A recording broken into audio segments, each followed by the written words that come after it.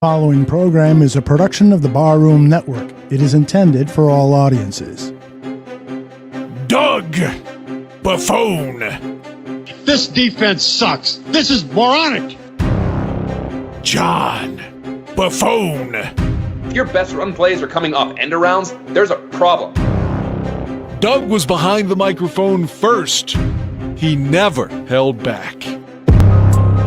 Very difficult to score when your offense is on the bench. When your defense is out there giving up 70, 80, 70, 64-yard drives. Now, it's his nephew, John, and there's no holding this Buffone back either. The biggest thing that affected Justin Fields was a coaching change, and now he has an offensive coordinator, and he actually will fit a scheme to the quarterback, something we have not seen in a long time. I've had it. I have had it. I want somebody to get kicked in the ass. When I see Twitter polls and national media and fans weighing in on who is going to have the number one overall pick in the 2023 draft, and I see people commenting Chicago and it's not even close, then yeah, you know what? I'm going to get a little defensive. I got my ass whipped many times, but I tell you, I took somebody down with me. I don't think the Bears are a 2 to 3 win team. So to answer your question, no. The Bears aren't going to be the worst team in the NFL. It's Buffone 55, the John Buffone Show.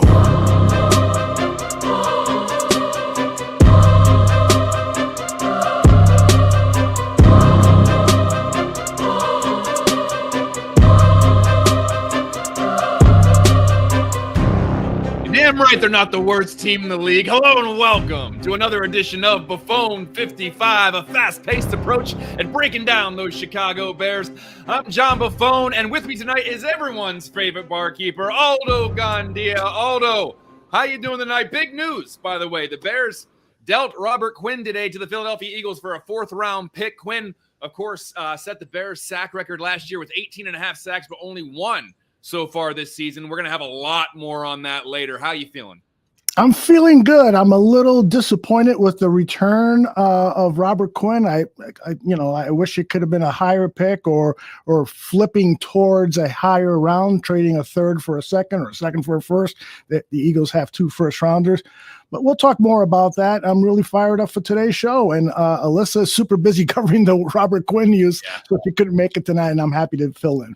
Yeah, she's all about breaking news. She's probably churned out 7 articles so far. So make sure you check out all of Alyssa's work that she keeps putting out left and right. Although, look, the good news is the Bears don't have any more primetime games. The better news is the last vision people will have of the Bears in primetime is a shellacking of the Patriots 33-14 on Monday night and improving to 3-4. Obviously, I wasn't on the post-game show. How did you feel after that? You know, it was one of the more satisfying wins in recent memory. Probably the most satisfying before that was the 2018 win over the Green Bay Packers at Soldier Field that clinched the NFC North. And since then, we really haven't had a victory of that magnitude. Now, having said that, you know, there's better be a lot more of these to come because Bars low. But they actually eclipsed it for once. They didn't fall underneath it. So baby steps, we'll take what we can get. But listen, we're on to Dallas. We're on to Dallas. Aldo, we got an awesome guest lined up tonight to get us ready for Dak Prescott and the Dallas Cowboys. But just in case this is someone's first time listening or watching Buffone 55, Aldo, tell them what we do around here and what we've been doing around here for the last 6 years. Sounds good. I will do that. First of all, Buffone 55 is separated into 3 segments. We always begin with our guest interview, and this week we're talking to David Howman, who covers the Cowboys for Blogging the Boys. That's followed by our B55 segment, where I ask John 5 questions, and his responses must be completed within 55 seconds. Of course, the 55 is John's way of paying tribute to the great Doug Buffone, his uncle, my boyhood hero, his mentor and man who played 15 seasons for the Bears and wore number 55. And then we finish things up with our free-for-all, Buffone's Basement. There's a lot of stuff to talk about. So after the B55 is when I jump back in with John and we'll ask those questions. Right now, I'm going to turn it over to Mr. Buffone. Take it away with your one-on-one interview. Thank you, Aldo. Like you said, our guest tonight covers the Cowboys for Blogging the Boys. David Howman joins Buffone 55. David, how you doing? Appreciate you being on. I'm doing great. Real excited to be here. Thanks for having me. Absolutely, and this is an interesting matchup because both teams, in search of a win. Maybe they have different finish lines or at least different goals for the end of the season, but still an interesting matchup. So I want to start off with this in a shocking twist that really no one saw coming. The NFC East has been one of the most competitive divisions in the NFL so far. The Cowboys sitting at 5-2. They're in, I believe, third place. So what are your thoughts on this NFC East resurgent? And is Dallas living up to expectations and the division is just better than they expected? Or are they falling under expectations? Or is it too early to know? Well, it definitely feels almost like it's too good to believe with the division as a whole. I keep waiting for the Giants to end up losing one of these games. Obviously, their one loss has come to the Cowboys. But all of these games, they seem to come from behind at the very end. And it feels like eventually it's going to fall off. But so far they haven't. And then the Eagles have been just phenomenal to start the season. As for the Cowboys, I think they have kind of exceeded expectations a little bit, especially because Dak Prescott was out. Not really a whole lot of people had high expectations once Dak went down in that first week. And Cooper Rush went 4-1 as a starter. And now Dak Prescott is back, and they got the win against the Lions last week. So definitely – it feels like they're in a good spot, but they're also definitely going to have to keep it up because this NFC East is surprisingly so competitive. And the Eagles got a little bit better today with the trade for Robert Quinn. Do you anticipate there being any reactionary move from the Cowboys where it's just like, oh, you're going to go get Robert Quinn? Well, we're going to go get whoever. Do you anticipate them being any kind of – because, Jerry's a wild card. You never know what's going to happen in Dallas. So could we expect any kind of moves out of Dallas to say, well, if you're going to get Robert Quinn, we're going to do this? Well, I never doubt Jerry Jones because he's like you said, he's a wild card. But the Cowboys generally don't seem to make a whole lot of trades in season. They did make a trade yesterday, trading for defensive tackle Jonathan Hankins from the Raiders. And that was a move to kind of shore up their run defense, especially going into this week against the Bears, who have a really good run game. So I don't know if we'll see them end up making two moves before the trade deadline, but you can never really put it past them. Absolutely. And you kind of talked about earlier, Dak Prescott back. He did return last week after breaking his thumb back in week 1. How did he look in his return? Because there was this manufactured, possible quarterback controversy with Cooper Rush. Of course, the owner and GM didn't do him any favors by kind of feeding into that. But how did Dak look in his return? And should Bears fans expect any kind of rust going into this game? Well, in his game against the Lions, he definitely looked like he had a little bit of rust in the first quarter. The Cowboys went without a touchdown in that whole first half, and then they really turned it on in the second half. So I think a lot of that was because he was still kind of getting in a rhythm. And a lot of these receivers, he didn't play in the preseason, so he didn't have time really working with them aside from week 1. So he definitely looked a little bit rusty to start the game, but as things went on, he started to look more like the Dak Prescott that we've seen in recent years. He had a couple of really impressive throws, just kind of winging it right over the shoulder of a linebacker, fitting it into CeeDee Lamb between two defenders. So as we go forward with the Bears, and granted their defense has played a lot better than the Lions has so far this season, but I think he's probably gotten past that point of the rust, and he's got a little bit more chemistry with the rest of his receivers at this point. So it'll be interesting to see going into that matchup. Let's just throw it right to a user question right off the bat here. This one comes from Cliff Victoria. Are the Cowboys a little more worried with the Zeke injury now, and how will that play into some of their game plan? It's always hard to gauge. Mike McCarthy, the head coach, he really likes to play it close to the vest with injury news. He's generally been fairly cautious with injuries. So with the Cowboys having a bye week next week, that leads me to believe they might just want to sit Zeke for this week and have him fully healthy when they come out of the bye. But even if they do go that route, their other running back, Tony Pollard, is arguably even better. He's definitely more explosive. He's more of a threat in the passing game. And they've been talking at the early part of this week, can he hold up with a full load of carries if he's the main guy? And everybody has been exuding confidence. Of course, what else are they going to say? But when he gets the ball, he makes things happen. He's much more of a home run threat, whereas Zeke is more of the punishing between the tackles kind. So either way, I think they're probably going to be in good shape with their running game, but obviously they'd like to have that 1-2 punch. Another user comment here from Nano CBD. The Cowboys ranked 13th in the league rushing the ball. Can you kind of explain why the run production has been off, given the fact that they had a backup in there, and you think that they would rely on that running game a lot more, but it didn't seem like they fully went to the run game. But what has been kind of the issue with the run production? Because you said, and it's true, 2 really talented running backs in the backfield. Has that offensive line been underachieving? They've had a little bit of inconsistency with the offensive line. They have a rookie at left tackle in Tyler Smith, and their starting left guard Connor McGovern. This is his first full year as a starter. Even then, they've been rotating him in and out with Jason Peters, who they acquired right before the start of the season. So there is some level of just a lack of experience on that line. Part of it is also just because they have had Cooper Rush, defenses have been loading the box more. So that is impacted to a degree how much success they can have running the ball. But what I've noticed is when everything's perfectly blocked on a run play, like they go for big gains. So it's one of those deals where they're facing a lot of tight boxes right now, but when they get when they execute the run play the way it's supposed to, it looks real beautiful. So with Dak Prescott coming back, defenses aren't going to be able to load the box as much. The hope is that really just makes the run game explode even more.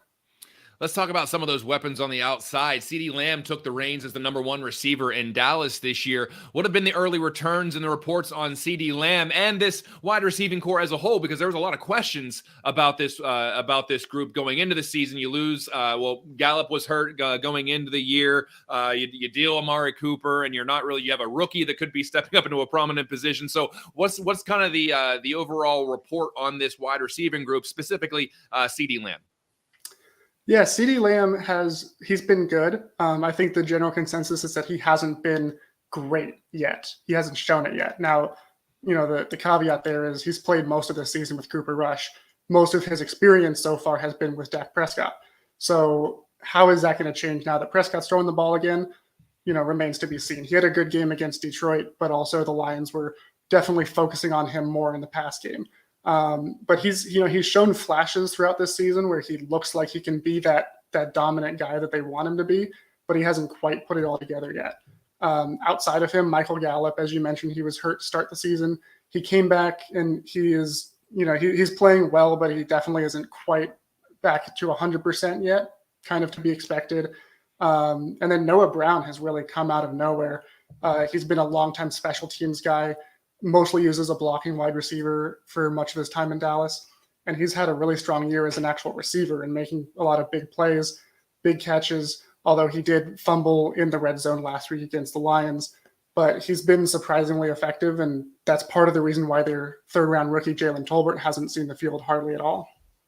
Another pass catcher that people were pretty high on, at least from the fantasy football realm, was Dalton Schultz, the tight end, also dealing with an injury. What's his status for Sunday? And if he is able to go, what can Bears fans expect?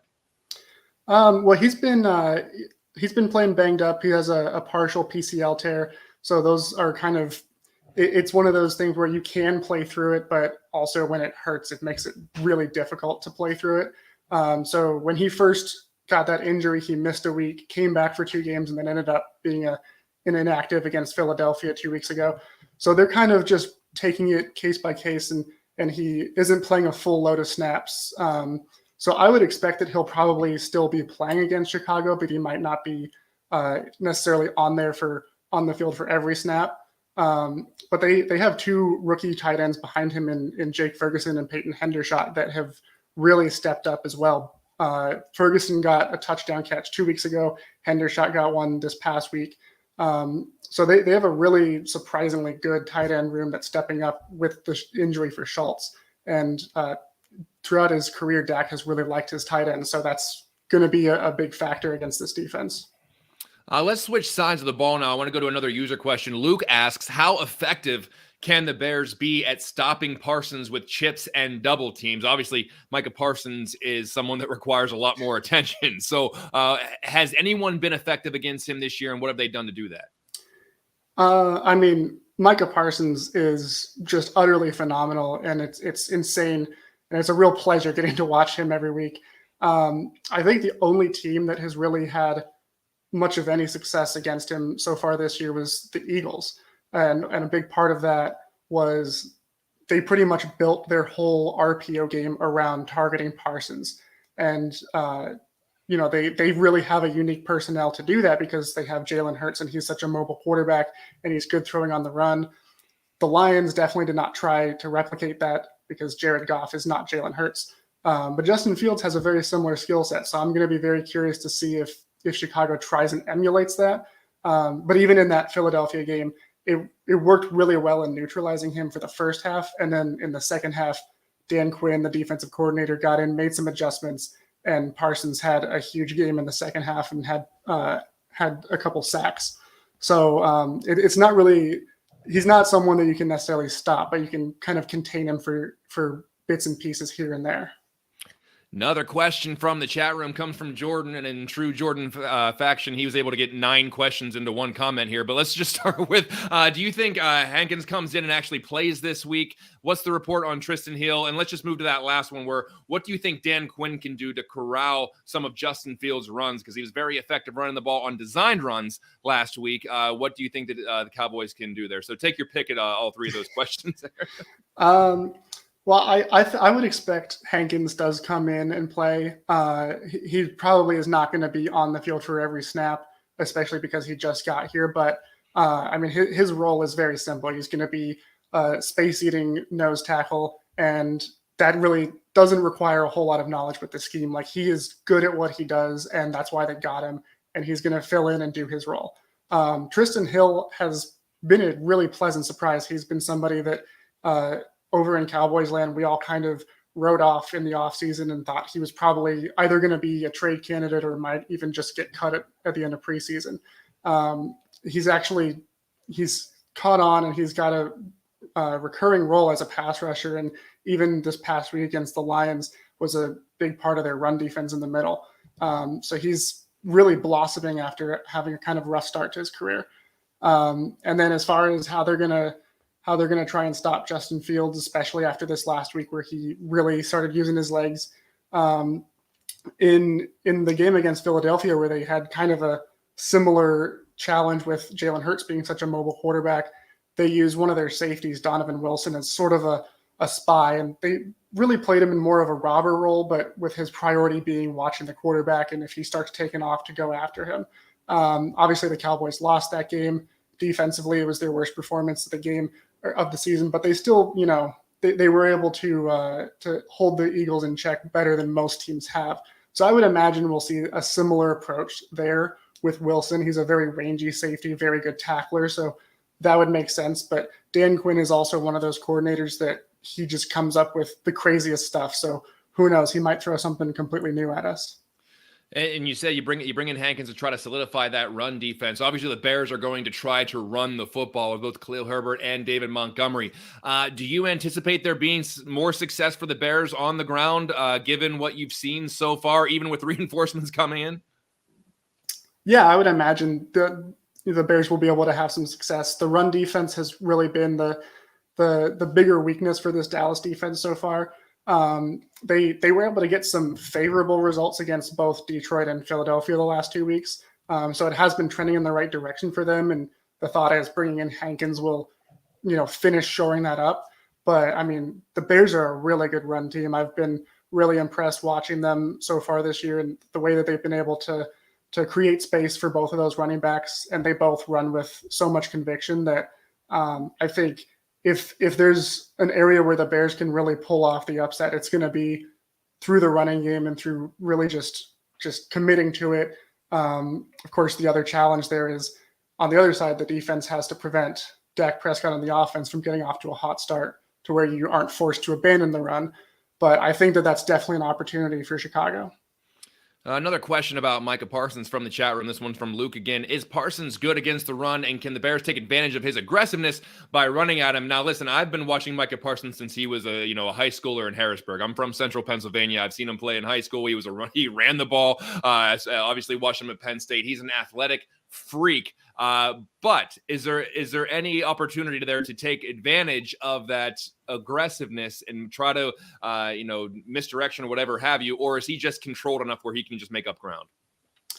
He's pretty good at controlling himself, and there's been several times throughout the season already where, like, on the snap he'll run himself out of position, but then he realizes it so quickly he cuts back up and runs downfield. Just this last week against the Lions, they had a run that went all the way down to the 1 yard line, and it would have gone for a touchdown, except Parsons was able to turn back from the play was at about the 20, and he was able to run back and catch him at the 1 yard line. Very next play, the Lions fumbled it. Cowboys recovered at the goal line. Huge turn of events in the game, and it all started because Parsons has that kind of makeup speed. So even when he does find himself in a rare position of over pursuing, he has the makeup speed to where he just compensates for it. So it's one of the things that makes him such a hard player to go against, because it's like, even when you get him, he's still not out of the play. For sure. And he's a joy to watch, except whenever your team is playing against him, and then it's not so much of a joy to watch. But he's an incredible athlete, incredible player. Can you give us a quick rundown of the secondary in Dallas? Because I'm sure the Bears and Bears fans would love to see some explosive plays, because they're going to have to put up some points to win this one. And if you're the underdog, as right now the Bears are sitting at a 9.5-point underdog, some of those explosive plays can make all the difference. Will there be any opportunity against the secondary in Dallas? There just might be, and I'll actually go ahead and give props to N'Keal Harry. He went to the same high school as me out in Arizona, so name drop. I've gotten to see him, and also my alma mater at Arizona State. So I've been a big fan of him. And yeah, he came back against the Patriots and is kind of ramping up. But he's one of those big vertical threats that can be really physical at the point of the catch. But with this secondary, Trayvon Diggs is a ball hawk. Anytime you throw it his way, you're risking potentially throwing an interception. And he gave up a lot of yards last year in coverage, and he's really cleaned that up this year. But one area for possible exploitation by the Bears, their starting slot corner, Jordan Lewis, got an injury this past week, and he's out for the year. So in his place, it's likely expected to be rookie Deron Bland, who actually did get a surprise start a few weeks ago when Lewis aggravated his hamstring right before kickoff. Bland ended up playing pretty well. He had a game-sealing interception at the end of that one. But again, he's still a rookie, so you never really know what you can expect. And I would even venture to say that Justin Fields is a more dangerous threat than Carson Wentz, which is who he was playing against. So I think it's a taller task. Yeah, thank you for that.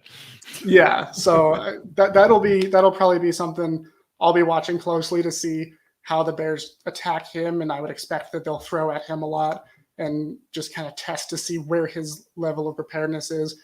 But in general, this secondary has been doing a great job. A lot of it starts up front, though, with that pass rush, because quarterbacks, their process just gets sped up so much that it really makes life easier on the secondary.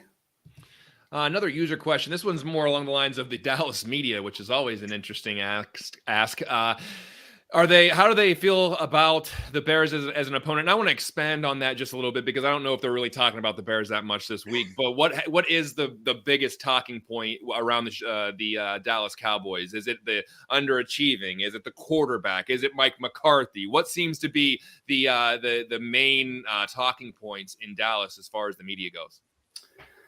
Well, I mean, with how much attention there always is on the Cowboys, we're never short on talking points.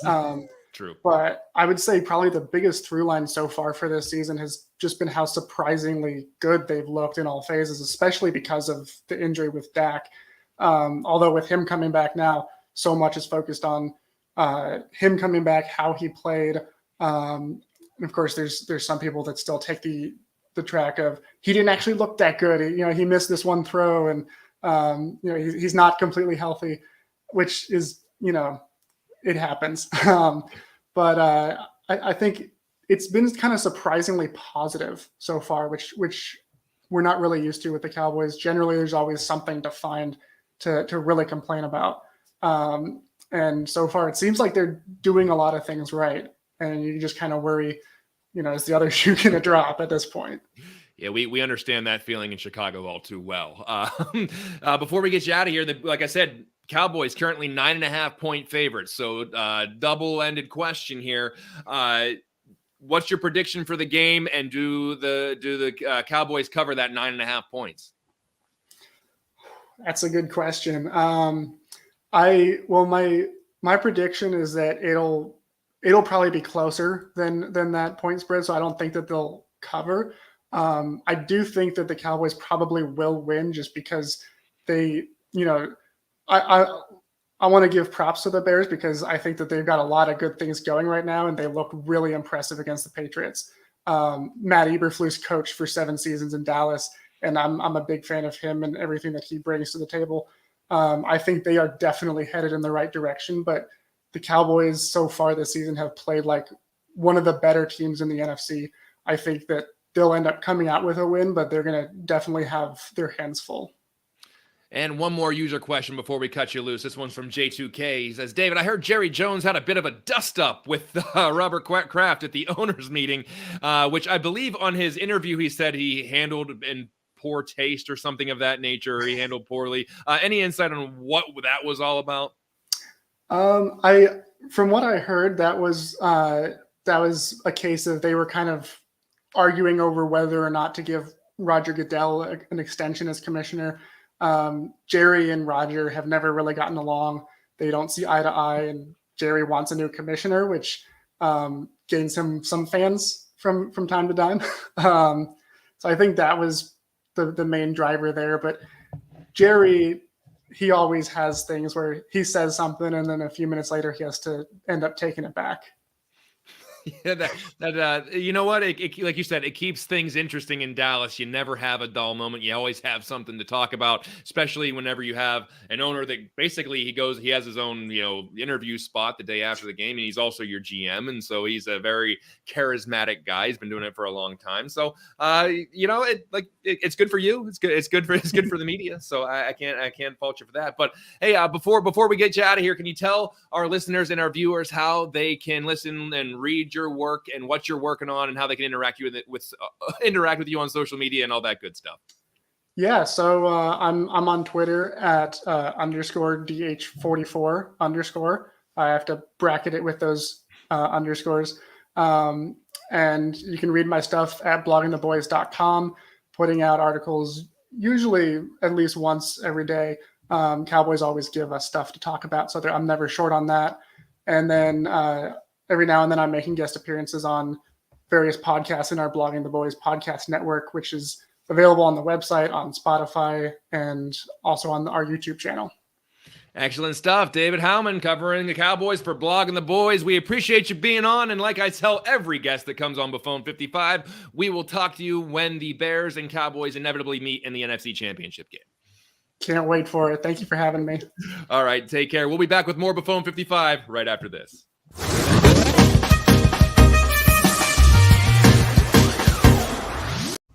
Sundays at the Bar Room. We start off with Mike North and Aldo Gandia on the Early Bears Special.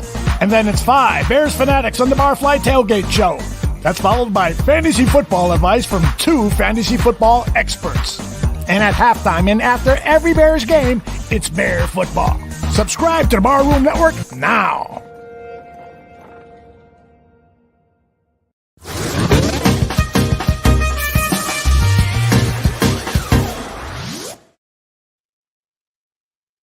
Welcome back to Buffone 55. This is the moment we've been waiting for, the moment called B55. That's where I ask John 5 questions. He has 55 seconds to respond to each question. And John, if I look a little startled When we came back from the break, it's because I realized I forgot to load my 55-second clock. So, which is a pretty important part of this show, Aldo. well, this segment especially, right? Hard to do B55 without the 55. In that case, it's just B, and it's just me speaking into the air with no time. I could count to 55. Oh yeah. Well, let's just take it all the way back. You can hold. You have a 1995 phone in your office. You can just hold up an alarm clock when I can look like that. Yeah, we're really cutting edge. We're really investing into this. Right. New age media. Yeah. Take one step back, one step forward with our graphics and stuff, and 2 steps back with the director screwing things up. Yep. The hell of it. All right. Let's get right into this. John, I know you could not, unfortunately, be with us to celebrate the Bears' big victory on Monday on Bear football. So I wanted to get your impressions on the big victory. Now, the only thing is that I'm giving you just 55 seconds. So anytime you're ready, go for it. Are you sure? Well, going into the game, I was afraid I wasn't going to be able to stay awake. But then they jump out to the double-digit lead. And, of course, my group chat filled with all of my degenerate friends from Pennsylvania are just going nuts because they're live betting the game. And they can't believe, and they're getting all pumped up that they're taking the Patriots and they're getting some points. And they're going all in on the Patriots coming back. And then they start sounding smarter than they look because Bailey Zappi comes in and leads the Patriots to 2 touchdowns. But then the stars align, the planets begin circling each other. Something goes into retrograde and an equinox happens, and the Bears just start taking it to the Patriots. They're moving the ball and scoring touchdowns. The defense is stifling the Patriots and creating turnovers. It was just an awesome, fun game to watch. You know, it's been a while since it was just straight up fun to watch the majority of a Bears game. And I said a couple weeks ago, I just want them to win a primetime game they're not supposed to win. I'm pretty proud of that performance. Yeah, they gave us a lot to be proud of. You know, I do a segment on the Dan and Aldo Tuesday night show where I mash up a lot of the media reactions. So usually it's mostly local media, but this time I wanted to add some of the national media to see what they were talking about because, of course, they had us 6 feet under before even the very first game, and it was unbelievable to hear some of them talk about how good the Bears looked and how sorry they were that there weren't going to be any more national TV games. And, you know, the Justin Fields is emerging and this is fantastic. Whereas, you know, not too long ago, they had us 0-17. Yeah, and I'm glad that it was the last primetime that they're gonna be seen on, just because that'll be the lasting taste that the national pundits have to grasp onto, because they're not gonna watch any more Bears games, but they're gonna remember what whenever they form an opinion, they're gonna think of the last time they actually watched them, and it's gonna be this Monday night game where they took it to Belichick and they look great. Justin Fields doesn't look like a bust anymore, and of course I'm paraphrasing what we've heard all throughout the year. So it was great on a lot of levels. Yes, it was. And I agree with Cliff. His note says Bears showed us the future on that Monday night football game. I hope so. I hope so, too. Let's get to question number 2. In addition to winning the game, the Bears' young quarterback also seemed to take a big step forward. Justin Fields had a strong performance, going 13 of 21 for 179 yards with a touchdown and just 1 interception, but he also rushed for 14 carries for 82 yards and a touchdown. John, was this the breakout performance that we've been waiting for in the Justin Fields Chicago Bears career? Your 55 seconds starts now. Well, I think what we saw was a young quarterback becoming more comfortable amongst chaos. I think the play calling helped. He had something like 12 designed runs, and he was the leading rusher in the game. And that's not a bad thing, by the way. Why not let the most athletic guy on the field pass and run? And maybe those runs allowed him to settle down within the game because he made some real nice passes. He was able to move the chains, made pretty good decisions, and they moved the pocket for him. That screen to Herbert that resulted in a touchdown where he pumped and then kind of side-armed it to avoid the defender, that was brilliant. And then the hit he took, which you could make the case that should have been roughing the passer, shows that this kid is tough as nails. So I think this was a breakout game for Justin Fields, but I think it was also a breakout for the offensive coaching staff, understanding that they have this incredible athletic commodity at quarterback that can break a game open with his legs, which can open up things in the passing game. I'm curious to see how they continue to scheme things as the season progresses. Yeah, that's a great final point there. How they scheme things moving forward. Are they going to continue these pre-designed plays? You know, a lot of people are concerned the wear and tear it's going to take. I cut a lot of tape earlier today for Danny Shimon's Bear Truth Show, 9 p.m. Central today. He's going to look at Justin Fields and his progression. And I added some of these pre-designed run plays. For the most part, he was getting out of bounds or sliding and not hit. There were a couple of draw plays up the middle where there was some contact. So I ask you, how concerned are you that if they continue to run him anywhere between 7 to a dozen plays, pre-designed plays, how concerned are you about his longevity? About as concerned as I am about being in front of a bad offensive line taking those hard sacks. And so I think that whenever you're taking a sack and you're not expecting the hit, that hurts a hell of a lot more than whenever you're designed to run the ball and you have time to brace yourself.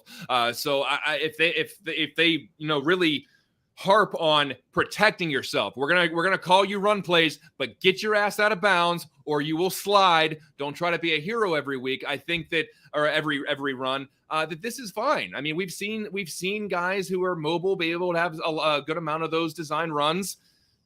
You want to? I don't want to seem like a hypocrite because I said I was afraid about his health taking all those sacks, and then you're like, go ahead and run the ball. But I also understand that if you have that ability, don't take it away. When you have a big 6'3" guy, 230 pounds, who can run a 4.4, don't just pretend like he doesn't. Don't pretend like he's Nick Foles back there either. So just make sure you take care of yourself. That's all I'm gonna plead. Indeed. Luke has a good point. He says he thinks that Fields may be taking less punishment on the design runs than he was getting hit while passing, just sort of like what you said, John, and he really hasn't taken so many shots when tucking the ball. So I agree. I mean, I think that there is a certain level of caution when it's a pre-designed play, because when they're installing those plays, you know, those coaches are saying, remember to go down, remember to slide, remember to get out of bounds, remember, you know, they're offering caution. And when he's just scrambling around and almost in a panic, you know, sometimes you slide a little too late or you slide incorrectly, your head's up high, you get hit and so forth. I think, and I said this during the Matt Nagy era when they stopped running Mitchell Trubisky, I'm like, his legs are better than his accuracy with his arm. Why aren't they running him more? And so I understand preserving your quarterback, but if you've got that weapon, well, especially a young quarterback who's learning the game of a quarterback in the NFL, you really should use it. So and Aldo, those are backbreakers for a defense, especially whenever you have receivers like the Bears do, and you have great coverage and you're getting pressure, and all of a sudden this kid spins out, it's 3rd and 13 and he runs for 15. Those are killers. Those keep the momentum up for the offense, and those are just backbreakers for a defense. Whenever you think you have great coverage, you have the perfect call, and all of a sudden there goes the quarterback and he runs for 15 yards and he's moving the chain. So if you have it, why not use it? But with the caveat, don't be reckless. Yes, exactly. Always that caveat. Yes. Let's stay on the topic of Justin Fields. With that victory Monday, he's now 3-0 against the quarterbacks that were taken in the same draft class as him. Given the performance and status of those other quarterbacks, are you more or less confident that Justin Fields will be the long-term guy in Chicago? 55 seconds starts now. Well, for those who are unaware, Justin Fields has beaten Trey Lance, Davis Mills, and Mac Jones, kinda. And he gets his crack at Zach Wilson and the Jets in a little over a month. But this class hasn't exactly been lighting the league on fire. Trevor Lawrence is solid, but he really does have the luxury of playing in Jacksonville. The Jags fly under the radar with the low expectations and a small media market. He's playing fine. 9 touchdowns, 4 picks, and he's 8th in the league in passing yards, but he also has 100 more passing attempts than Justin Fields does. The Jets are winning, but they're doing everything to hide Zach Wilson. He has 1 touchdown and 2 picks this year and hasn't thrown a touchdown or a pick in the last 4 games. And Trey Lance is just an incomplete at this point. He hasn't played meaningful football in years, and now he's hurt, and I'm not sure what the 49ers plan is. Mac Jones, Well, we saw how that's playing out in New England. He's near the bottom in touchdown to interception ratio, touchdown percentage, interception percentage, and passer rating. So you know what? I feel pretty good about Justin Fields' progression. I do too. And there's the button. I absolutely do too. There was a time in the National Football League where quarterbacks would sit for a couple of years, even first-round quarterbacks. And look at Aaron Rodgers. I think he sat for 2.5 years, 3 seasons. And that gave the necessary time to develop these quarterbacks. Now, they've adopted a lot of the college offenses to help expedite that growth in quarterbacks, but it's still the NFL. You're still playing guys who are a lot faster. The playbook is still thicker than the one in college football. And so it takes time. For some players, it takes a little more time than other players, but it is so encouraging to see that Justin Fields is learning on the job and he's starting to feel more relaxed. Maybe those breathing exercises from the yoga class are taking hold. I was making fun of him last week on one of our shows, but maybe everything is pointing upwards. I'm keeping my fingers crossed. Well, here's the other thing about that, Aldo, is now teams are trying to capitalize as much as possible on those rookie contracts. So whenever they bring in a rookie quarterback, they are trying to win in that window before they have to pay the guy $200 million. And so they can win with a young quarterback who's playing well. And if he's playing well his first season, then you can go and spend a ton on the offensive line and the wide receivers, and then on the defensive pass rush and whatever you want to spend the money on, because the quarterback's making peanuts. But as soon as he gets that, after that 5th-year option or franchise tag or whatever, and if he really is a top 10, or he doesn't, he can be Kirk Cousins even, and you get paid, a ton of money, then you got to start thinking, what are we shaving off from the payroll? So I think that there's the idea is, let's throw those guys in there now, because we got 4, maybe 5 years of paying this guy nothing. Let's see if we can win a Super Bowl by surrounding him with the elite talent before we have to pay him and then not be able to pay anybody else. Yep. Sounds like a good plan to me. All right. Question number 4. On the other side of the ball, the 2 rookie defensive backs put their stamps on this game.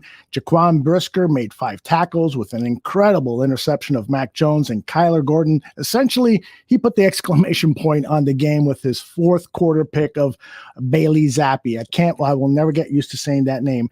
Anyway, John, is this the future of the Bears defensive backfield? Or what I mean really is the future of the Bears defensive backfield in place now? 55 seconds.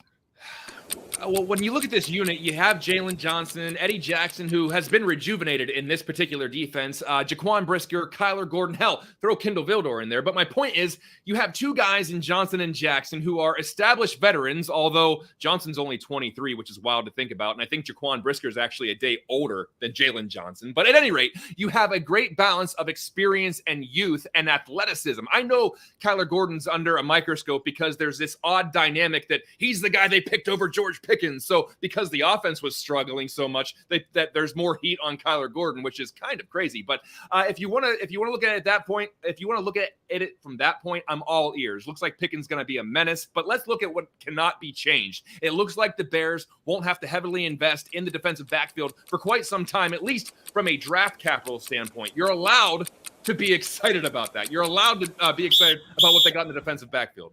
Yep.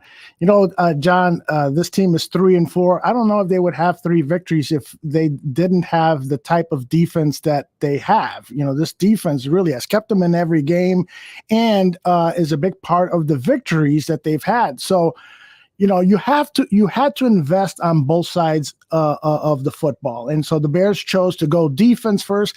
I don't think they did it because it's the Chicago Bears and their history of having great defenses.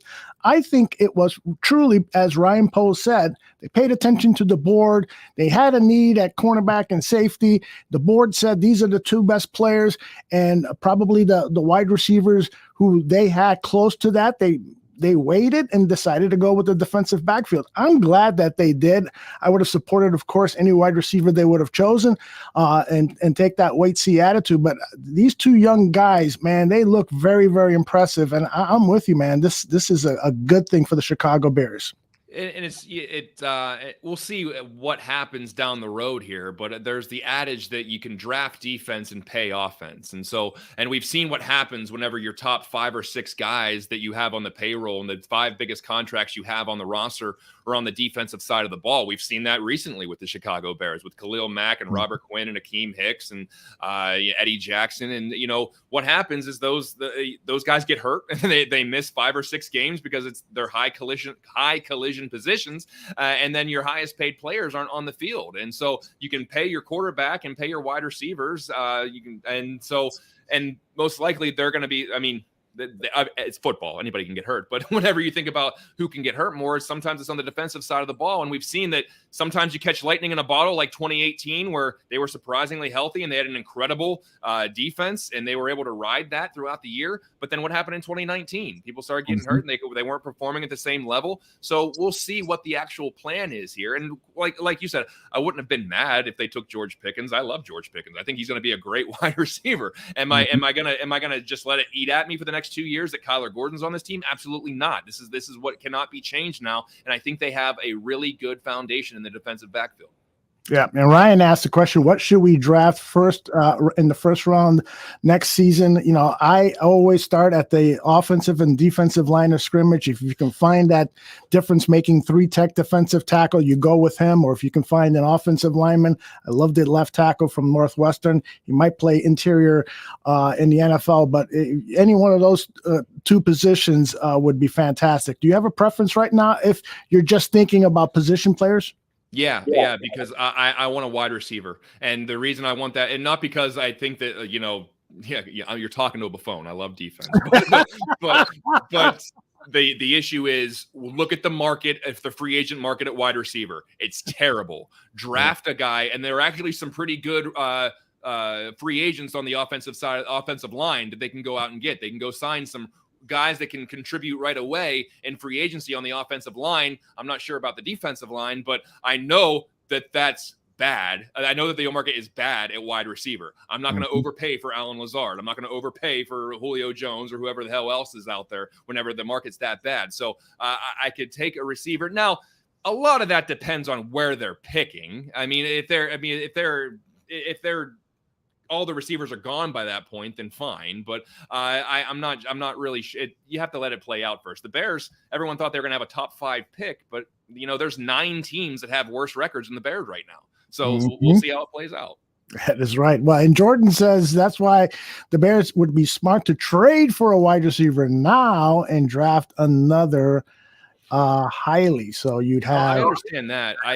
But who are you getting? And I know that Chase Claypool is the hot name that everyone's talking about, but there's other teams in on that too, and I just don't see Ryan Poles giving up a 2 or to go get Chase Claypool whenever Green Bay's looking for one. Although Aaron Rodgers says he wants to play with AJ Green, which is weird. I mean, apparently he's operating in 2014 with Sammy Watkins and Randall Cobb and AJ Green. That's a hell of a fantasy team if you're 10 years ago.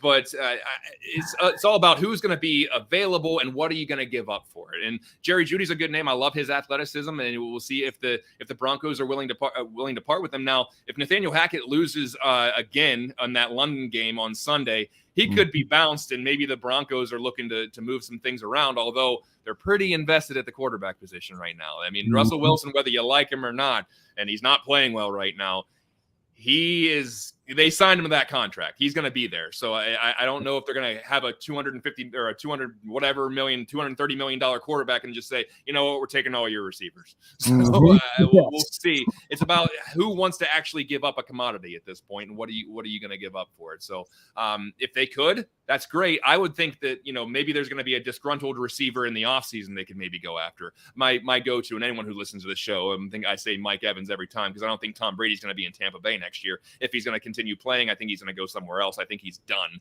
in Tampa Bay. I don't think he ever really wanted to go there in the first place, but that's neither here nor there. He won a Super Bowl. But I think that there could be one of those guys that you can go out and get in the offseason where you might have a bigger pool to pick from. Well, the Bears do have 2 fourth-round draft picks now for the 2023 draft. I wonder what 2 fourth-round picks can get you in this trade market in terms of a wide receiver. Maybe something pretty good. What'd they give up for Brandon Marshall? Was it like 2 threes? Yeah, I think it was 2 threes. Yeah, so somebody of that. Well, granted, he was a little more disgruntled than most were. Yeah. So that was the people who had him. What was it, Miami? He was with Miami. He was in Miami at that point. Yeah, he was. They were glad to get rid of him. You're giving us what? Yeah, take him. Yeah. All right, the final question. I love this because it is time now to start prognosticating. You know that the Cowboys are 5-2, and they're currently, as you said earlier in the show, a 9.5-point favorite as they welcome to Bears to Jerry World, right? We call it Jerry World. That's so. Give us one of those classic Buffone pep talks. We haven't done this in a long time. I'm really looking forward to this.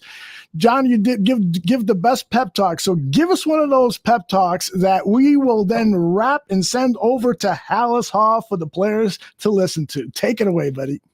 Oh, that's a lot of pressure. But listen, any given Sunday, my friends, why not?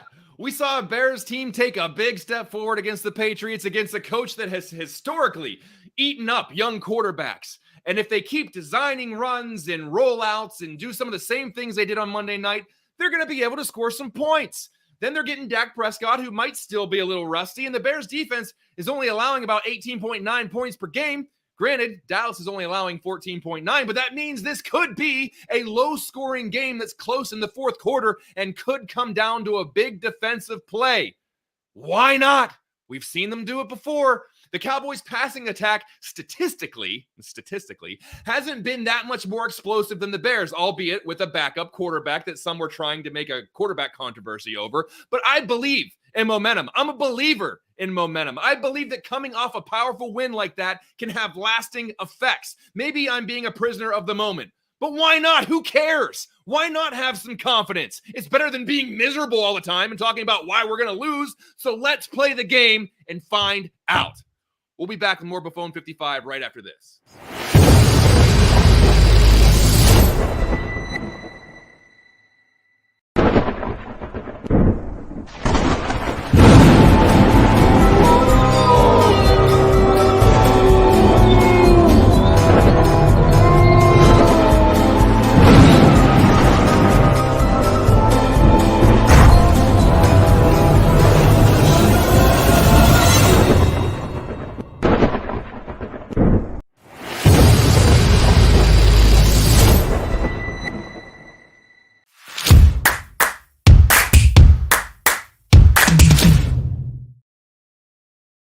Look at that fancy Buffone's basement graphic. Aldo, you got way too much time on your hands, but I love it.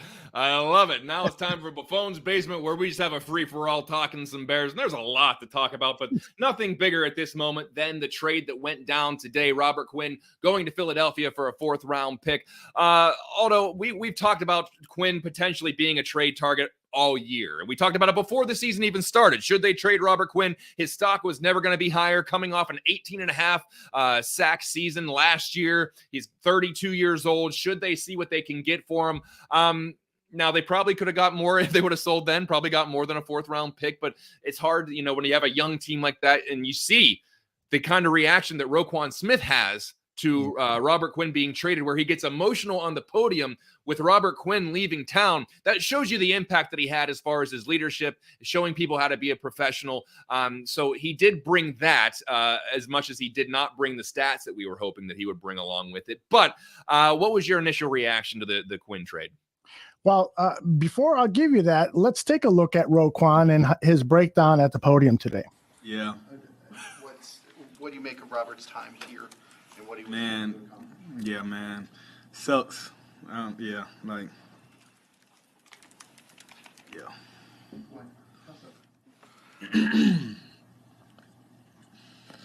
gonna take a second for a second, if you don't mind.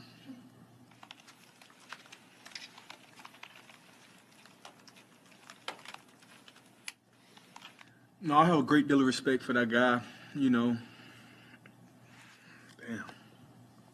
Crazy.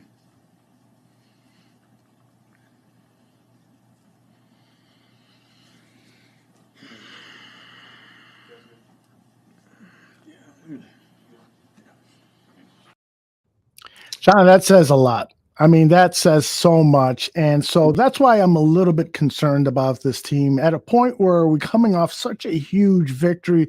To add this disruption to the locker room seems like, man, I wish it was timed differently. And so it might impact the performance of the team against the Dallas Cowboys. Now, in the bigger picture, yes, I'm glad they got some draft capital for a guy who doesn't figure into their long-term plans.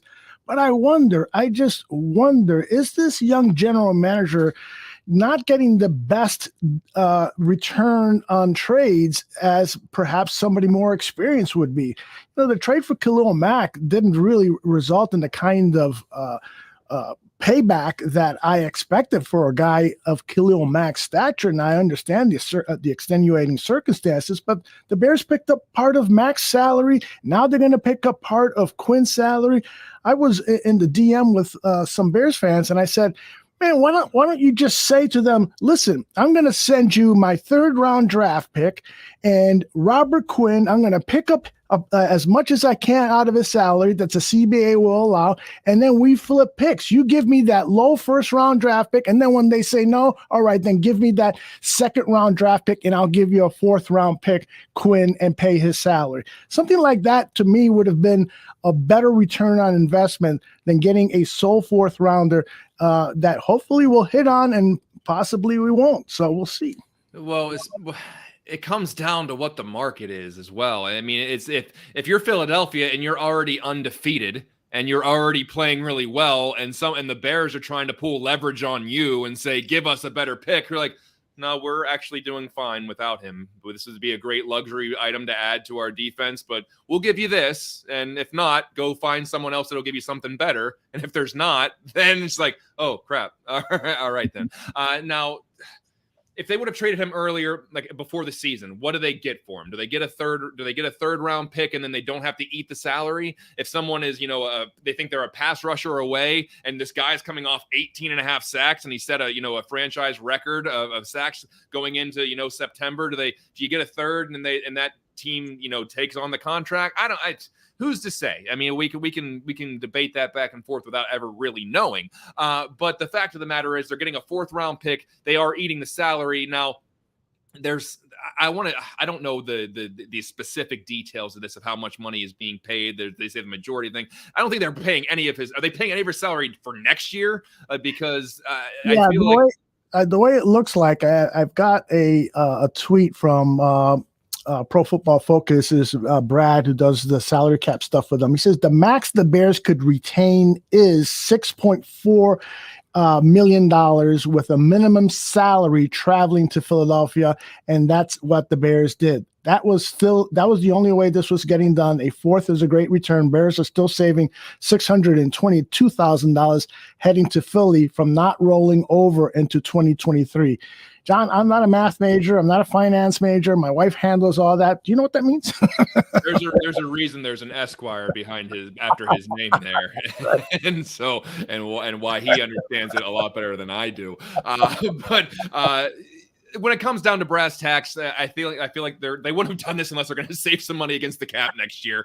And also, what this eventually does is you see what you got in young players like Trevis Gibson and Robinson, who's shown flashes this year. So I feel like this is a dress rehearsal for a lot of guys going into the draft. And when we're talking about what they're going to attack in the draft, what positions they should be prioritizing as they're getting ready, because there's a good amount of holes here that they need to fill. And so if they feel like Robinson and Gibson are, hey, these are guys that can play. We gave them half the season to play. They really rose to the occasion. Then you're taken care of there. So we'll see. A 4th rounder doesn't sound sexy, and I know that the 2nd didn't sound sexy for Khalil Mack either. But it's a guy that missed a lot of time last year, and you're trying to feel, and he has a huge contract, so you're trying to figure out what you can get for him. And once again, it all comes down to the market. If there's a bunch of teams that are desperate for a wide receiver right now, and you have someone like a Chase Claypool, and Green Bay's desperate for one, and that, well, the Bears, I don't know how much of a buyer they're really going to be, but if you have other contending teams who are because of injury, for other circumstances, need a receiver, then of course it's going to push the price up.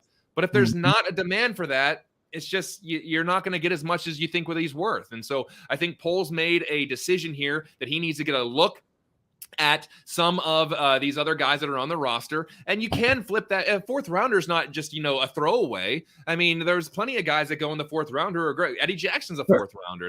You can find a starting a positional player in the fourth round, and now you have two. And if Poles wants to move up and get another second round pick, then he can flip two of those fourths into something, or it just gives you more bargaining chips going into the off season. And so we'll see. We'll see what the plan is, because I don't think that Ryan Poles just does things for the sake of doing them. I think that I'm giving him the benefit of the doubt that he has a lot of calculations behind some of these things, and there's a reason why. So we'll see how it plays out.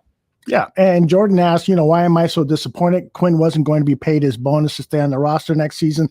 I just think that there could have been a bigger return on investment. Let's remember, the Eagles' fourth-round draft pick is really a fifth-round pick, because they're going to be going to the Super Bowl or the NFC Championship. I mean, this team looks like it's the best team in the NFC. So it's a fifth-round pick. There's nothing wrong with a fifth-round pick, but a third-rounder would have been better. And that's what I would have said. Ryan Poles in his press conference gave a shout-out to Cunningham. I'm forgetting his Ian Cunningham, the assistant general manager, because of his relationship with Harry Roseman, and he was working on the deal for a long time and so forth. And so I'm just wondering, is that the best guy to negotiate with, your old buddy and so forth?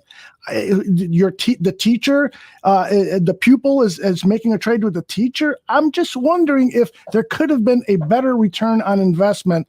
I don't know, but he's a 32-year-old with one sack, and he's with a big contract, and guys fall off a cliff real quick in this league sometimes, and so and you're not going to trade for what he did last year. You're trading for what he can do for the rest of this year, and so far he hasn't shown that he's going to be an absolute game wrecker. Now, I believe I talked about this either last week or the week before.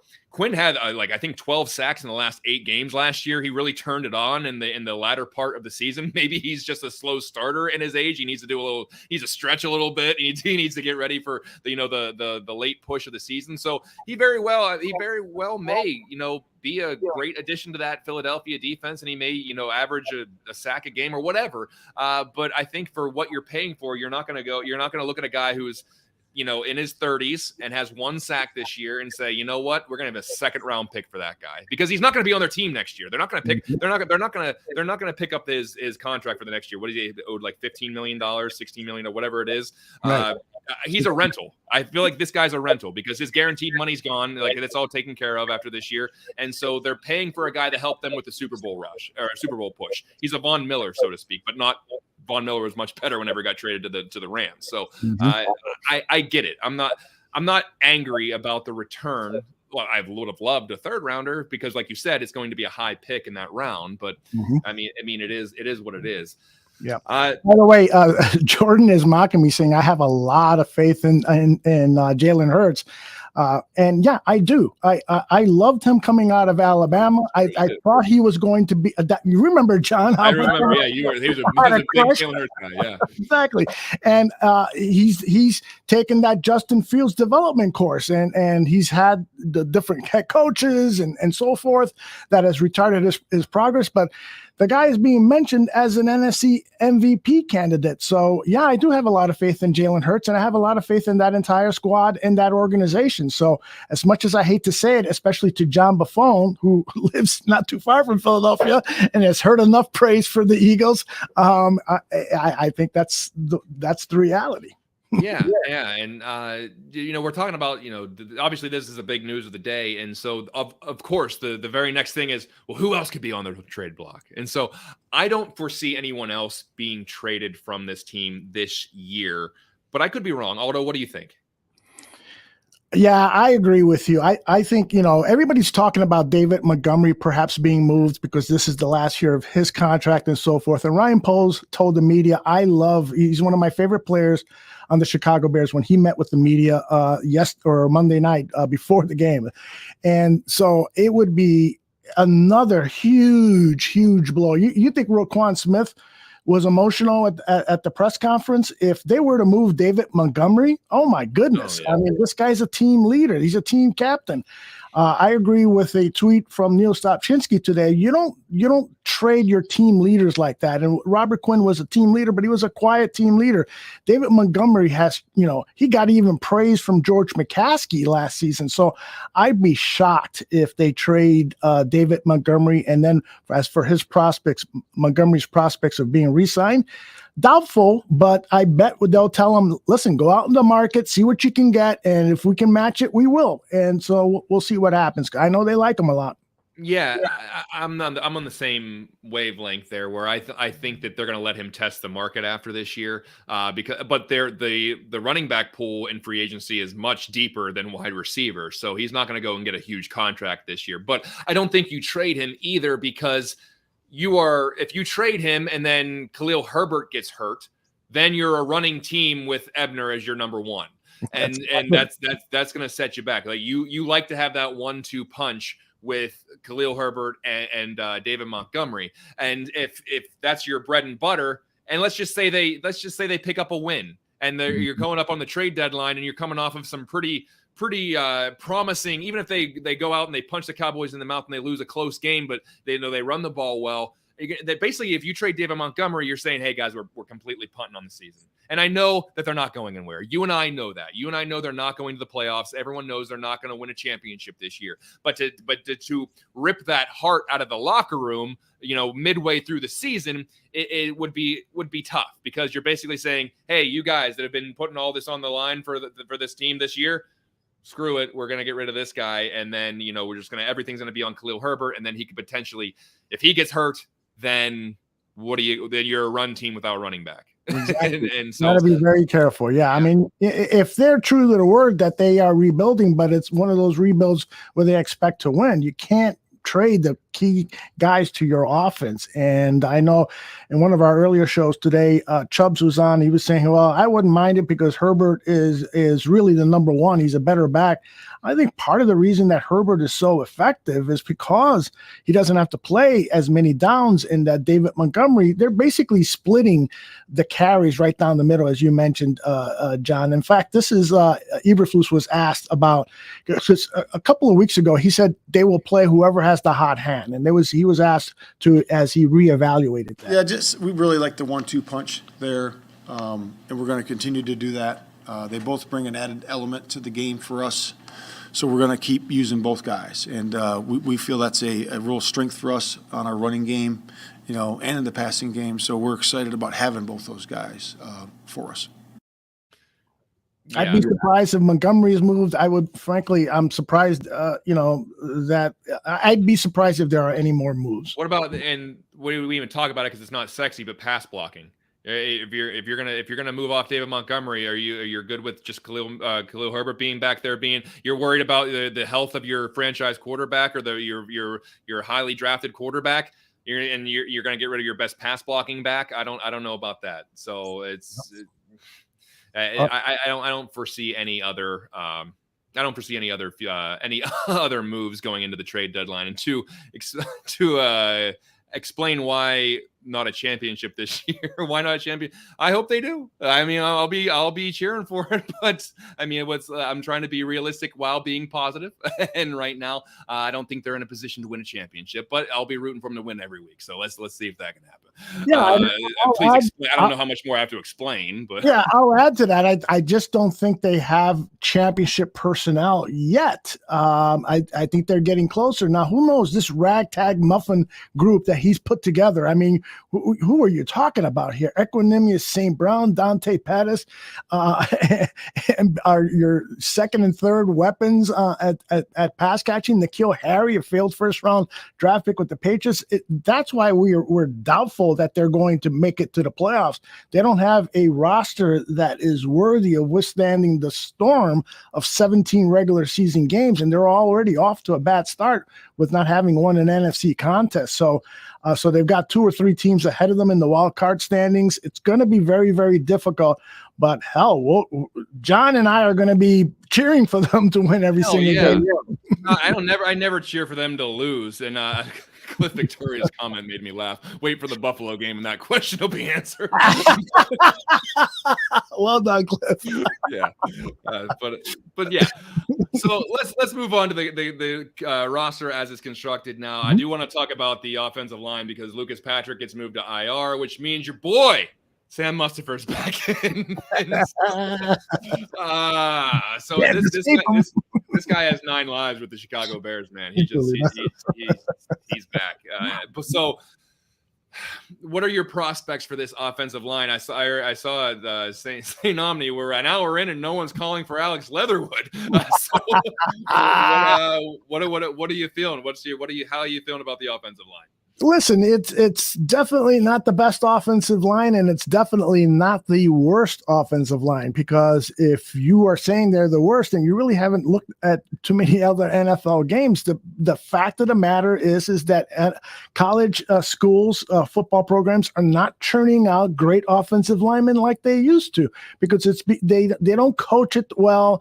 It's all, this high-flying offense, so what the Bears have developed here with great offensive line coaching from Morgan is a fairly solid group. When you look at the analytics and you see that they're the 8th best team at winning in their pass blocking, and that means holding the defender for at least 2.5 seconds. They're the 8th best team at that. That there are 20 other worst teams. I can't do math. Yeah, and we're trying to figure out Robert Quinn's his contract and what's over. We can't even count to 20 in this show. I just feel like with clever scheming, you stay away from the Parsons, you roll away from them, you do certain things as an offensive coordinator to help your offensive line. You get rid of the ball quickly and so forth. I think that this team has an adequate offensive line until we can replenish that position in the offseason. Yeah, I think that this is going to be a big area of they're going to address this in the offseason. I think that they're going to go after and they're going to spend some money on the offensive line. Now, I think that they could be drafting high on there, drafting a lineman high as well, but I think they're going to spend some money. I think that this is the year that they're going to put a wall in front of Justin Fields. At least I hope so. I'm trying to be positive about this, but I really think that this is the year they're going to go out, spend some money on the offensive line, and say, "Hey, kid," kind of like what we saw with Tua in Miami. They're going to hopefully bring in some wide receivers and bring in a couple of linemen that says, "Okay, it's on you now. Now it's on. We put this stuff around you. Let's see if you're going to be the guy." So I would hope that they can keep this together and scheme their way into, like what you were saying, scheme away from some of the teams and scheme away from the weaknesses. But that's only going to get you so far in this game. So we'll see. The biggest thing that I heard today, the biggest news outside of the Robert Quinn news, some of the biggest news I heard today was supposedly the Bears are wearing their orange uniforms again this week. And the orange helmets, yes. And the orange helmets. Now, that didn't go over very well last time. It's going to change now, John. I believe understand. It's Halloween, so you're going to wear the all orange. I love, like I said, orange is my favorite color. I love orange, but I'm also kind of superstitious, and I think I didn't necessarily love how they looked on the field as far as their performance goes while wearing those orange jerseys. How do you feel about the orange jerseys? Well, I'm not real happy about it because of the same reason. I am a little bit superstitious when it comes to down to that. But here's the saving grace. The Cowboys are going to be wearing those hideous blue top jerseys. They're not going to be wearing the white and silver, their classic look. So they're going to be wearing, which is really weird that they decided to do that for a home game. Two solid colors on the field. Yeah. So it's very, very, very strange. I don't know what's behind that, but I read that report from Patrick Finley of the Sun-Times via Twitter that those were the uniforms that will be worn. And so I'm interested in seeing those two solid colors going up against one another. And let's hope, it's Halloween, so it's time to break superstitions. Is that really something? I don't know.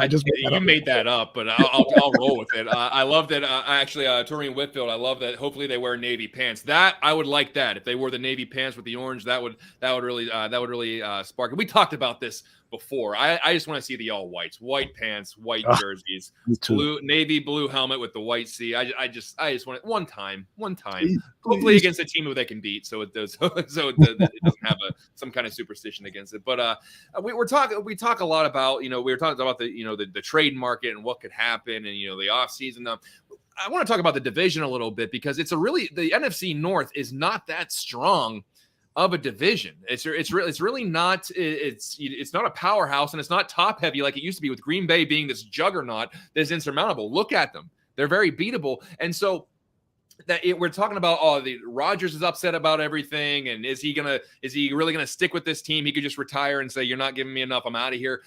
How about this? We're talking about hypotheticals, and I just love throwing that out here. And since this is a Bears podcast, we are somewhat emotionally invested in the demise of the Packers, and so. What if the Packers hypothetically just fall apart and they're 7-10 this year and they have a relatively high draft pick? What do you think? Do you think that this is the year where we saw that they're not ready to go to Jordan Love? I don't think they have any confidence in this guy being the future because they would have already been there with this. I think they've had enough of Aaron Rodgers' temperament. And if they thought Jordan Love was going to be the guy, he'd already be in there. Kind of like what we saw with Brett Favre, and they kind of push him out the door to say, okay, this is Rodgers' team now. And so we've seen this story play out before. Let's just say they have a relatively high draft pick, 10, 11, 12. Does Green Bay say, all right, screw it, we're drafting our next quarterback? And then all of a sudden they go out and they get a first round quarterback. And, Aaron, we know how Aaron Rodgers would react to that. He might retire or he might throw a hissy fit about something or whatever. But what could happen if do you think that's a possibility where the Packers just say, I don't know if we're ever going to bottom out like this again. Let's see if we can get a first round quarterback. And this is going to be our future, because Rodgers obviously is not playing at an MVP level this year. Granted, the weapons aren't great, but, what do you think that could potentially happen?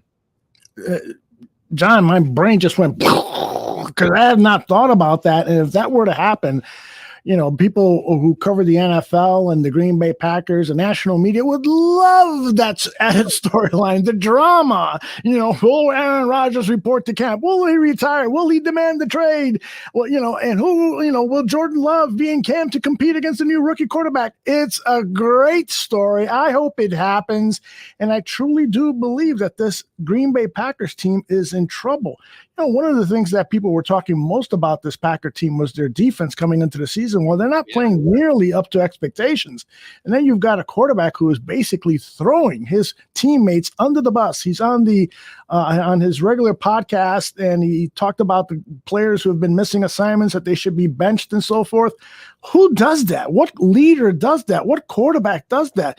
I've never seen that in the NFL before. And I truly believe, I'm truly starting to wonder whether Aaron Rodgers isn't purposely trying to sabotage the Green Bay Packers because of something that was said to him by management. I mean, they've gone back and forth at it.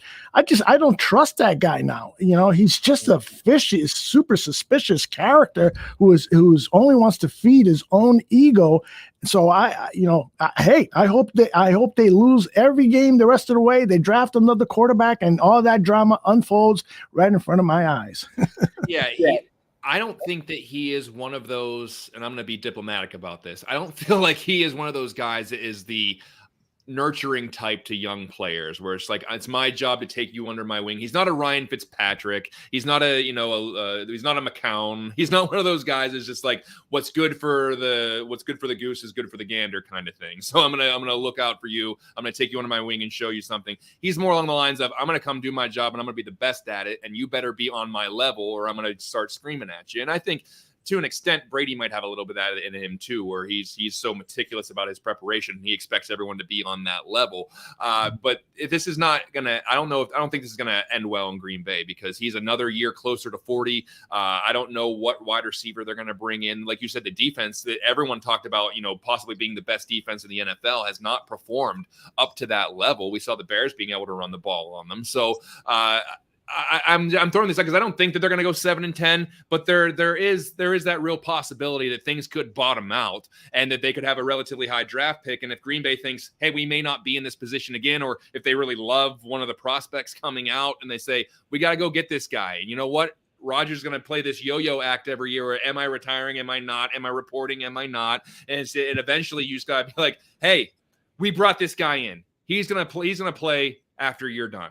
And who knows? But it's just interesting because this division is going to be wide open, I think, for the foreseeable future. And Minnesota has some players; they're good, but you go as far as Kirk Cousins will take you, and you don't know how long he'll be in Minnesota or what direction they want to go there. Detroit was, they were this, scrappy team that everyone was, fell in love with on Hard Knocks, but you see what happens there. And so this division is not, it's not, a slobber knocker. It's not a demolition derby. It's a bunch of teams that are just trying to aspire to be above average at this point. So it's anyone's division. If the Bears make the proper adjustments, they're going to be in pretty good shape because they have a ton of cap room, and they're going to be able to operate pretty well next year. When Poles made that proclamation, take the North and not let it go, I mean, that could happen a lot sooner than even he expected, given, how he wants to build this team. So who knows? And like you said about the Vikings, loaded with talent and so forth. But when you look at what they have not been able to accomplish the last few years with relatively the same talent, obviously some key different positions, but players at certain positions, but nonetheless, they have just always failed to capitalize with the talent that they have. I wouldn't be at all be surprised. I don't know their schedule offhand, but I wouldn't be at all be surprised if they lost 2 or 3 games and all of a sudden there was a compression of this division where the Bears could potentially be a couple of games out by midseason. And who knows? Although I am really shocked, as you mentioned about the Detroit Lions, I'm really shocked. Yeah.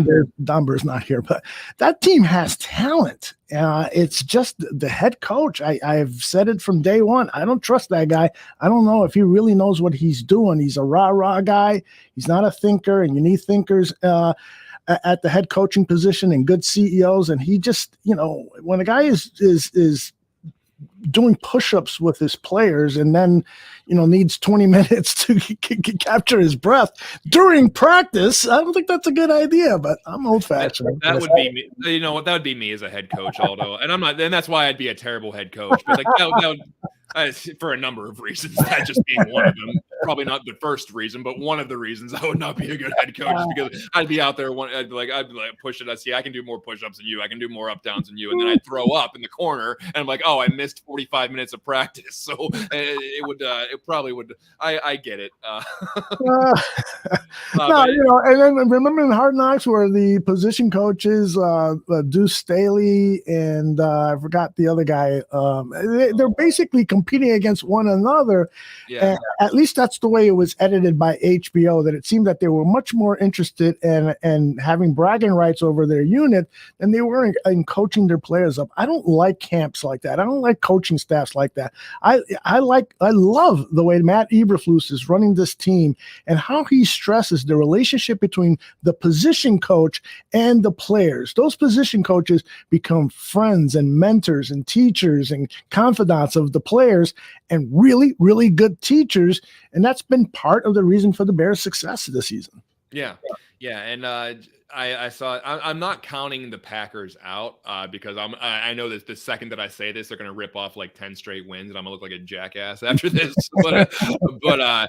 but for the first time, you really see like you kind of think that, hey, this isn't one of those. Remember, it was a couple years ago where the whole Aaron Rodgers relax, and then you still had Devontae Adams, and they came back and they had a successful season, depending on your view of success. So I don't know if this team has that kind of resiliency or that kind of firepower. I don't know if they have that kind of juice on offense to be like, you know what, we're going to get together, and when we do, we have some of the best talent in the NFL. I don't think they do at this point. So that's why the reason I keep bringing this up is because this is the division that I think is gonna be up for grabs for Justin Fields and the Bears next year. And anything could happen maybe this year. I'm not trying to tiptoe too far out. I'm trying this positivity thing out, but I don't want to jump in head first. It's a good look for you. Yeah, I just want to dip my big toe in there, just see how the water is, and then we'll see if somebody pushes me in on Sunday. But way of putting it. Yeah. let's start wrapping things up here. Before we get out of here, Aldo, what do you think? What do you think about this game against Dallas? I think 9.5 points is crazy to me. I think that's a big spread for the NFL, and that's giving a lot of credit to the Dallas Cowboys. What do you think? Well, I won a couple nickels with the Bears Patriots. I took the 8.5 points I was getting, and so I'm going to do the same thing against the Cowboys. I just believe in this coaching staff. I believe that Alan Williams is going to figure out a way to contain the Cowboys offense. Ezekiel Elliott is now doubtful for the game, although the official report hasn't come out. But, you know, there's been some reports that there's some concerns as to whether he will play Sunday. That's going to help the Bears. If they can get a pass rush on Dak Prescott, I think that the defense could hold them to a reasonable number. And I like what Luke Getsy is learning to do with his prize quarterback. Is a very athletic quarterback, so it should at the very least be a close game. I always hate to predict wins and losses and stuff, but hell, I'm going to go out on a limb and say I think the Bears could provide a really big surprise victory here, and this town is going to start to go nuts. I like that positivity, and I'm going to try to stay in that same lane there. I think 9.5 is crazy. If you're a betting person, I would say get all over that, because that just seems like a crazy amount of points. And I like what they did with Fields last week or against the Patriots. And now I know they put film on it now, and the Cowboys are going to be able to see what they did and try to prepare for that, because that was kind of a different thing that they did. Maybe the Patriots didn't have a lot of tape on, those design runs and things like that. But I really do think this is going to be a close game in the fourth quarter. And I think that this is going to come down to a big turnover or a big defensive play or a big hold or a missed field goal, which I don't anticipate happening for the Bears, because I love Cairo Santos, and I think that he's about as automatic as it comes. So I think that they will have a real opportunity to win this game. We could be eating crow after the game, but I really, really do think that they're going to have an opportunity to win this game late in the fourth quarter. And depending on whether it's the offense or defense, they just need to come up with a big play. Maybe the most accurate prediction that I see in the chat room, John, is this one from PZ, that the Bears will probably get jobbed by the officiating. Well, I'll tell you, John, I was really upset after the Monday night game. I couldn't sleep, so I watched the Manning cast of the show and of the game. And one of the things that really popped out were those two non-calls on Justin Fields. He runs out of bounds, and he's easily roughed up and no call. And then he's sandwiched by those two players and no call again. I just feel like I hate to be that guy that's complaining about the officials and they don't pay, they don't respect my player. I hate to be that guy, but man, oh man, it seems like almost every game there's at least one call against Justin Fields that is not called.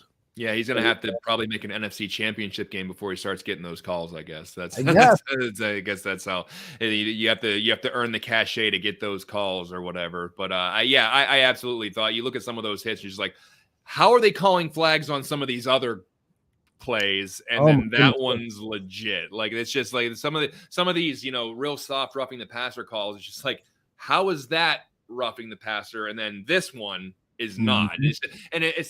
That's what happens when it's such a subjective call now. I think that they've turned roughing the passer into such a subjective call where it really depends on who's holding the flag at that particular moment. And I don't like that. I don't like that there's subjective. Now, there's always going to be a bit of subjectiveness in refereeing, but they're increasing it by continuously tinkering with the rules or putting emphasis on rules, that putting emphasis on things. I just don't like it. I don't like it either, but we will see, and we will be covering it right here on the Barroom Network immediately after the game. It's John, it's Danny Shimon, it's Tyler Ellis on Bear Football, and they'll also provide a halftime report. And I also want to tell people that immediately after this, not immediately after, I'm going to go. This is going to be the third wardrobe change. I wore something different for the Gabriel show this morning. I'm wearing this for this show, and now I'm going to go upstairs and put on a different T-shirt, maybe a different hat. My third wardrobe change, because I love my audience. I want to give them something. I think you just, when people are watching the shows individually on YouTube, they just don't want you don't want people to see, like, does this dude ever leave his friggin' studio? Like, that's right. Does he ever change his clothes? Every time I see a show, he's wearing the same thing. thing. Does this guy shower? So, I get that you're trying to give the fans, a different look. No, you don't want to seem like you're just not taking care of yourself. Yes, and yes, I want a wardrobe allowance from management saying, work on that. You're my financial advisor. Yeah, but put it in the suggestion box. There you go. Danny is going to do a great job breaking down some Justin Fields tape. We're going to have conversations about the progression that we're seeing from Fields, and then also open it up for questions with Danny Shimon, who loves to break down tape. So when I sent him a bunch of stuff today, he was in heaven. So it's going to be a fun show. Do we got a bear debate this week?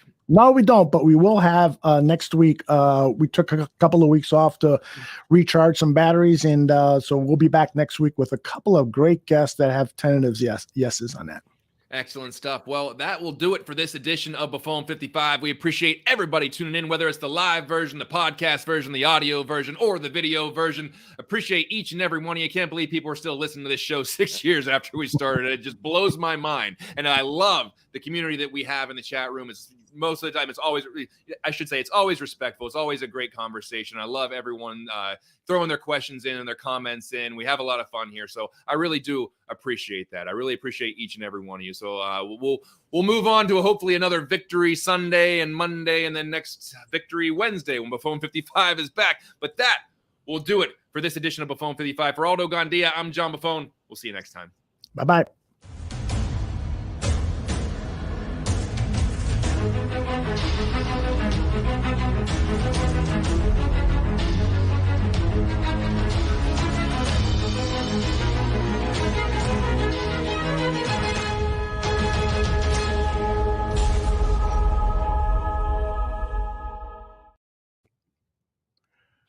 Oops.